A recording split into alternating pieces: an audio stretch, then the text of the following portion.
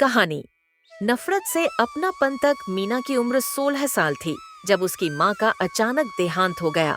वह अपनी माँ के बेहद करीब थी। माँ के बिना वह जैसे टूट सी गई थी। कुछ महीनों बाद उसके पिता ने दूसरी शादी कर ली। उनकी नई पत्नी सविता एक शांत स्वभाव की महिला थी। लेकिन मीना ने पहले ही अपने मन में ठान लिया था, वो मेरी माँ नहीं बन सकती। मीना हर छोटी बात पर सविता को ताने देती, बात बात पर झगड़ती।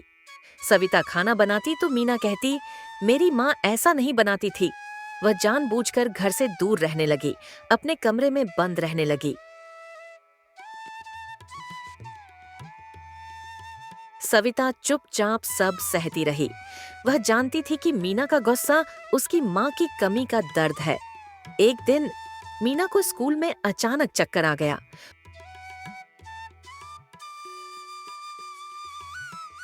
उसके दोस्त उसे घर छोड़ गए। वह बुखार से कांप रही थी। सविता ने बिना देर किए डॉक्टर बुलाया। रात भर उसके पास बैठी रही, ठंडे पानी की पट्टियां करती रही। उसका हाथ थामे बार बार यही कहती रही, मीना, कुछ नहीं होगा बेटा, मैं यही हूँ तुम्हारे साथ। मीना अर्ध चेतना में थी, लेकिन उसके कानों में सविता की आवाज गूंज रही थी। उसकी आंखों में आंसू आ गए।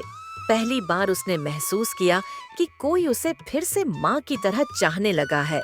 अगले दिन मीना ने आंखें खोलीं तो देखा सविता उसकी तकिए के पास झपकी ले रही थी। मीना ने उसका हाथ पकड़ लिया। माफ कर दो मम्मी, मैंने आपको कभी समझा ही नहीं।